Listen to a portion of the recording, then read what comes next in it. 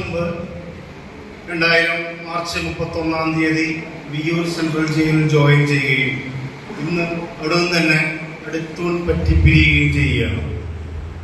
26 വർഷം ഇട്ടിരുന്ന ഈ കാക്കി ഇന്നത്തോടെ നമ്മൾ അവസാനിപ്പിക്കണം. അത് പ്രതീക്ഷിതമായ കാര്യമാണ്. അത് വിലാപം പറയുകയല്ല. അപ്പോൾ ജയിലിനകത്ത് നമ്മൾ പ്രവർത്തിക്കുമ്പോൾ നമ്മൾ ഒരുപാട് പേര് സാധാരണഗതിയിൽ ഇത്തരം വിരമിക്കൽ ചടങ്ങുകളിലെല്ലാം തന്നെ പാൽപ്പായസം കുടിച്ചതിന് ശേഷം ജില്ലയിൽ തിന്നുന്നത് പോലെയാണ് എല്ലാവരും പ്രശംസിക്കുകയും ഞങ്ങൾ ചെയ്യുക. നമ്മൾ ഒരുപാട് കാര്യങ്ങൾ ചെയ്യുന്നു എന്ന് പറയുന്ന കാര്യങ്ങളിൽ ഓക്കെ ഐ മീൻ ഇറ്റ്, അതാണ് കാര്യം. ഞാൻ ജയിലൊരു ക്യാമ്പസായി കരുതുന്നു.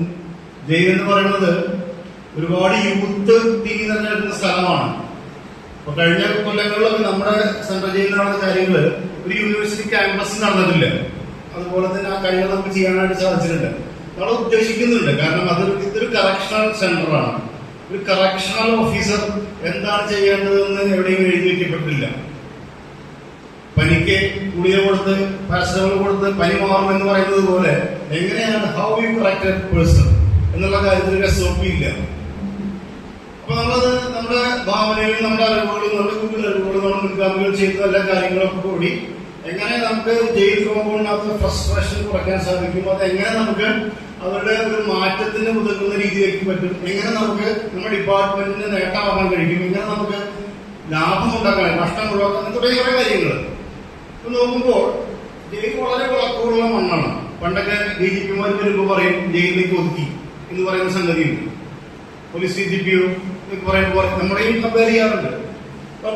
പല DGPമാരും പിന്നെ വന്നു നോക്കുമ്പോഴാണ് കാണുന്നത് ഇവിടെ ഒരുപാട് കാര്യങ്ങൾ ചെയ്യാനുണ്ട്. നൂതനമായ ഒരുപാട് കാര്യങ്ങൾ, ഒരുപാട് കൃഷി ഇറക്കാനുള്ള മണ്ണാണ് ഇത്. വളരെ വളക്കൂറുള്ള മണ്ണാണ്.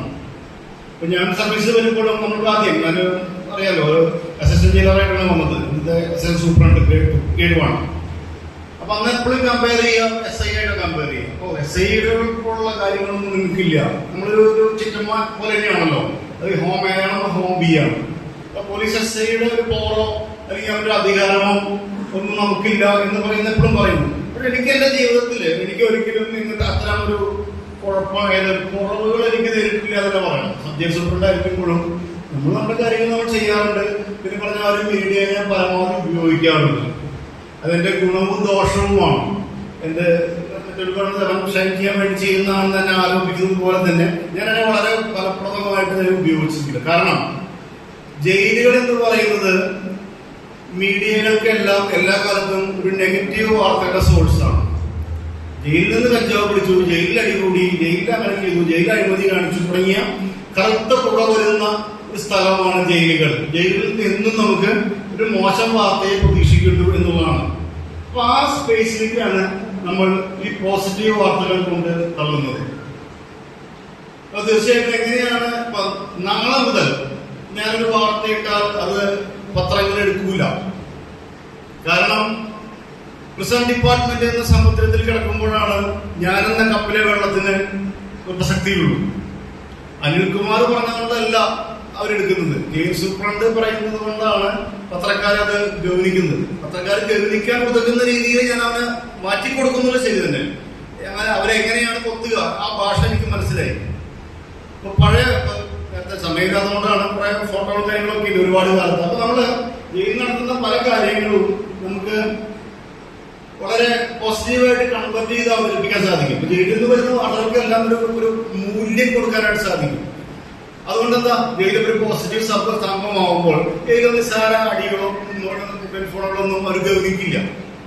അതാണ് ഒരു പ്രധാനപ്പെട്ട മീഡിയകൾ ഉപയോഗിക്കുന്ന കാര്യം. പിന്നെ ഇത്തരം കാര്യങ്ങൾ പലർക്കും പ്രചോദനമാവട്ടെ എന്ന് വിചാരിച്ചിട്ട് നമ്മൾ ചെയ്യും. ഓഫ്കോഴ്സ് ഒബ്വിയസ്ലി ആദ്യം കാലങ്ങളിലെല്ലാം നമ്മൾ ചെയ്ത കാര്യങ്ങൾ ഷൈൻ ചെയ്യാൻ വേണ്ടി തന്നെയാണ് നമ്മൾ ഉപയോഗിച്ചിട്ട് അതൊക്കെ കഴിഞ്ഞില്ലേ. കുറെ കഴിഞ്ഞ പിന്നെ എന്തുവാ പിന്നെ അത് നൂതനമായ ആശയങ്ങൾ പ്രവൃത്തിബോധത്തിലെത്തുന്നതിന്റെ ഒരു സുഖം അതിനുവേണ്ടി ചെയ്യുന്നു. അത് ഗുണകരമാവുക അപ്പോഴേ നമ്മൾ പറയുന്ന കാര്യങ്ങളാണ് എടുക്കുകയുള്ളൂ. അപ്പൊ അതിന്റെ വേണ്ടിയിട്ട് നമ്മൾ കുറെ കാര്യങ്ങൾ ചെയ്തിട്ടുണ്ട്, കുറെ എല്ലാം വിജയിച്ചിട്ടുണ്ട്. ദീർഘിച്ച് പറയാൻ കുറേണ്ടെങ്കിലും 1-2 ക്ലാരിഫിക്കേഷൻ വേണമെന്ന് ഞാൻ കരുതുന്നു. ഇപ്പോ എനിക്ക് എല്ലാവരും പറഞ്ഞതുപോലെ എന്റെ ഔദ്യോഗിക ജീവിതത്തിൽ ഉണ്ടായിട്ടുള്ള കുഴപ്പങ്ങള് ഹഡിൽസിനെ പറ്റി പറഞ്ഞു. അപ്പൊ കേൾക്കുന്നതിന് മനസ്സില് പുതിയ ചുരുക്കിയത് പുതിയ വന്ന ആൾക്കാരെങ്കിലും ഇപ്പോഴും മനസ്സിലായിട്ടുള്ള സാധാരണ ഇപ്പൊ വരുന്ന ആൾക്കാരെ എന്തായിരിക്കും കേൾക്കുക, എന്താ നമുക്ക് കിട്ടാഞ്ഞത് ചോദിക്കുമ്പോൾ അയാൾ ഹൈ സെക്യൂരിറ്റി പ്രസിഡന്റ് നിർമ്മാണത്തിൽ എന്ത് അഴിമതി കാണിച്ചിട്ട് ഒരു കേസ് ഡിസിപ്ലിനറി ആക്ഷൻ വന്നു, അപ്പൊ അതിനെ ചൊല്ലിയാണ് നടത്തത് എന്ന് പറയുന്ന ഒരു കാര്യമുള്ളൂ. അതിന് ഒരു ക്ലാരിഫിക്കേഷൻ എന്താണ് സംഭവം എന്നുള്ളത്. അത് പുതിയ ഉദാഹരണമായിട്ട് DIG ഓഫീസിലെ ക്ലർക്ക് വന്ന് അപ്പോൾ ചോദിച്ചു, അവർ വന്നപ്പോൾ ഞാൻ ചോദിച്ചു ഇന്നെന്താ കേട്ടേക്കണേ, അത് കാസർഗോഡ് നിന്ന് വരുന്നതാണ്. അത് പറഞ്ഞത് അതെ അയാളുടെ അടുത്തുണ്ട്, വളരെ സീനിയറൊക്കെയാണ്, അവനെന്തോ ഒരു കുന്നായ്മ കാണിച്ചിട്ടുണ്ട്, എന്തോ ഒരു പ്രശ്നം വന്നു, വിജിലൻസ് കേസ് ഡിസിപ്ലിനറി ആക്ഷൻ, അതിന്റെ പേരിൽ പണി പോയി. അല്ല, അതല്ല ഉണ്ടായിട്ടുള്ളത്.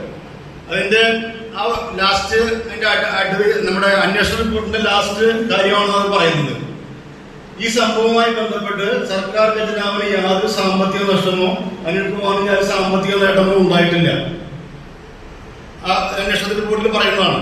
മാത്രമല്ല തുടക്കത്തിൽ പാരവെപ്പ് ഈ ചെയ്ത പ്രവർത്തികളൊക്കെ തന്നെയാണ് എനിക്ക് പാരയായിട്ട് വന്നത്. ഈ ഹൈ സെക്യൂരിറ്റി പ്രസിഡന്റ് തന്നെയാണ് എനിക്ക് എന്റെ ശവപ്പട്ടിയായി തീർന്നതും. അവിടെ നടന്നിട്ടുള്ള ഒരു ഷൂട്ടിങ്ങിനെ സംബന്ധിച്ച് ഒരു പത്രവാർത്ത ഉണ്ടാവുകയും അതിനുവേണ്ടി ദീർഘമായ അന്വേഷണങ്ങൾ വരികയും എല്ലാവരും അതിനെ പാലവയ്ക്കുക. അപ്പൊ ചില ഗുണഭോക്താക്കള് ഇത് ഗുണം കിട്ടുമെന്ന് കരുതുന്ന ചില ഗുണഭോക്താക്കള് അവസരോചിതമായി ടോർപിഡോ ഫിറ്റ് ചെയ്യുകയും അതിനെ ചൊല്ലി രണ്ടാമത് ഈ ഭരണം വന്നത് തന്നെ ഭാര്യയായ കുറെ പേരുണ്ട് നമ്മുടെ കൂട്ടത്തിൽ. ബേജി സുരേഷ് ആയാലും അജയ്കുമാർ ആയാലും അതുപോലെ തന്നെ ആ കണ്ണിയിലേക്ക് ചേർക്കപ്പെട്ട ഒരാളാണ് ഞാൻ. രണ്ടാമത് തുടർ ഭരണം കിട്ടിയത് കൊണ്ട് മാത്രം ഇതിനെ പാരവെച്ച ആൾക്കാർക്ക് വീണ്ടും ജീവൻ ലഭിക്കുകയും പൂർവാധികം ഊർജ്ജസ്വലതയോടെ അവർക്ക് അവരുടെ ടോർപിഡോ ഫിറ്റ് ചെയ്യാൻ സാധിച്ചു. അങ്ങനെ നമ്മുടെ കുതികാൽ വെട്ടിയിട്ട് ആ കുതികാലിന്റെ മേളിൽ ചാടിപ്പോയി നേട്ടങ്ങൾ പോയത് ആൾക്കാരുണ്ട്. അതെല്ലാം ബൈഗോൺസ് ആർ ബൈഗോൺസ്. അപ്പൊ അത് എല്ലാവരും മനസ്സില് അവസാനം അന്വേഷണ റിപ്പോർട്ട് പറയുന്നത് തുടങ്ങിയത് എന്തായിരുന്നു വെച്ചിട്ടുണ്ടെങ്കിൽ ഇവിടെ DIGയുടെ ഭാഗത്ത് തുടങ്ങിയ ഫയല് അത് DIG അറിയിച്ചില്ല. പിന്നെ 1 ലക്ഷം രൂപ ഡെപ്പോസിറ്റ് DIG ഓഫീസിൽ വെച്ചു. പിന്നെ എറണാകുളം സൂപ്പ് ഉണ്ടായിരുന്ന ഞാൻ 10 ദിവസം കൂടി ഉണ്ടായില്ല എന്നൊക്കെ തുടങ്ങിയിട്ടാണ് ഒരു ഡിസ്പ്ലേ തുടങ്ങി. അതെല്ലാം തള്ളി കളഞ്ഞു. അവസാനം ഈ ടോർപിഡോ ഉണ്ടല്ലോ, അത് ചെയ്തല്ലേ പറ്റും. അപ്പൊ എല്ലാം എന്തൊക്കെ ചെയ്താലും അതിന് രഹസ്യഭാവം നഷ്ടപ്പെട്ടു എന്നുള്ളതാണ് കുറ്റം. അകത്തെ ഷൂട്ട് ചെയ്യുക വഴി ഹൈ സെക്യൂരിറ്റി പ്രസിഡന്റ് രഹസ്യഭാവം നഷ്ടപ്പെട്ടു. ഇപ്പോഴത്തെ അന്നത്തെ ആഭ്യന്തരമന്ത്രി ഉദ്ഘാടനത്തിന് വന്നപ്പോൾ 2016 ഫെബ്രുവരിയില് ഉദ്ഘാടനത്തിന് വന്നപ്പോൾ അതിനകത്ത് കയറി 1000-ഓളം ജനങ്ങൾ അതിനകത്ത് കയറി എല്ലാ മീഡിയകളും കവർ ചെയ്തിട്ടുള്ള വീഡിയോകൾ ഇപ്പോഴും യൂട്യൂബിലുണ്ട്. അതിനുശേഷം 4 മാസം കഴിഞ്ഞാണ് ഫിലിം ഷൂട്ടിംഗ് വരുന്നത്. അതിനുശേഷം 3.5 കൊല്ലത്തിന് ശേഷമാണ് തുറന്നു പ്രവർത്തിക്കുന്നത്. എന്തായാലും ടോർപിഡോ വെക്കാൻ കറക്റ്റായി പറ്റി. നമുക്ക് കുറെ അറിവില്ലായ്മ കൊണ്ട് കുറെ കാര്യങ്ങൾ, അതായത് സെൻസ് ഒരു വക്കീലിനെ കണ്ടിട്ട് അതിന്റെ പ്രതിരോധം നിൽക്കാൻ നമുക്ക് സാധിച്ചില്ല. സമയബന്ധിതമായിട്ട് ഒരു 3.5 വർഷത്തോളം അത് ഫ്രീസറിൽ വെച്ചപ്പോൾ അത് പിന്നാലെ പോയിട്ട് ചെയ്യാനുള്ള ഒരാൾ ഉപദേശമോ ഒന്നും നമുക്ക് കിട്ടിയില്ല. അതെല്ലാം കഴിഞ്ഞു പോയി എന്നാണ് നമ്മൾ വിചാരിക്കുന്നത്. അങ്ങനെ കറക്റ്റ് സമയത്തിനെടുത്ത് എന്തായാലും അടി കിട്ടണം പോലെ. അപ്പോൾ സജീവ് പറഞ്ഞതുപോലെ ഈ പറഞ്ഞതുമാതിരി സജീവ് സെക്കൻഡ് ഗ്രേഡിൽ വരുമ്പോൾ ഞാൻ ജയിലറായിട്ടിരിക്കുകയാണ്. അപ്പൊ ഈ ജയിൽ ഡിപ്പാർട്ട്മെന്റിലെ ഏറ്റവും കാതൽ ജയിലർ ഞാനാണ്. നല്ല കാതലുണ്ട്. ഇത്രയും കാലം ജയിലറായിട്ടിരുന്ന ഒരാൾ ഉണ്ടാവില്ല. 2007 ജയിലറായിട്ട് വന്നു. പിന്നീട് ഒരു 6 മാസത്തോളം റിവേഷൻ വന്നു. ഞാൻ റോമിയോ റിവേഷൻ വന്നു. പിന്നീട് വീണ്ടും വന്നു. അത്രയും ദീർഘകാലം ജയിലായിരിക്കുകയും പിന്നീട് നമുക്ക് കുറെ കാര്യങ്ങൾ ചെയ്യാൻ സാധിച്ചു എന്നുള്ളത് ഒരു ശരി തന്നെ. അതിന് ഉപരിയാണ് ഈ പാലയ്ക്ക് വേണ്ടി മറ്റൊരു കാര്യം കൂടി പറയാൻ ഉദ്ദേശിക്കുന്നു. പാലക്കാട് ജില്ലാ ജയിലിൽ ഇരിക്കുമ്പോ ഋഷിയ സിംഗ് സാർ വന്ന് കണ്ട് പറഞ്ഞിട്ട് എന്നിട്ടാണ് നമ്മുടെ ISLക്ക് വേണ്ടി ശ്രമിക്കുന്നത്.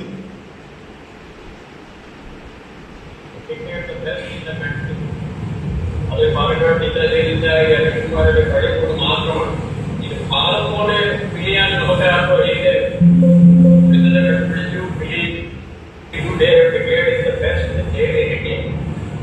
അതിന്റെ വിജ്ഞാപനം അതിന്റെ ഒഫീഷ്യൽ ഡിക്ലറേഷൻ ഞാൻ റെഡിയായിട്ടുണ്ട്. After this assembly is over then both these functions will be affected. അതിന് മുമ്പ് കണ്ണൂർ ജില്ലയിലെ ആവശ്യമില്ലാതെ ബുദ്ധിമുട്ടുകളോട് പറഞ്ഞിട്ട്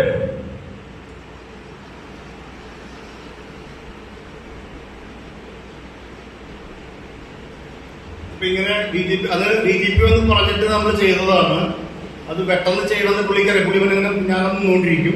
അതിന്റെ ഒരു പേരിൽ എനിക്ക് ISO കമന്റേഷനൊക്കെ കിട്ടിയിട്ടുണ്ട്. DGPയുടെ കമന്റേഷനും കാര്യങ്ങളൊക്കെ കിട്ടിയിട്ടുണ്ട്. അതിനുശേഷം ഈ DGPക്ക് പോലും ഈ കാര്യം മുഖ്യമന്ത്രിയുടെ അടുത്ത് എത്തിക്കാൻ സാധിച്ചില്ല.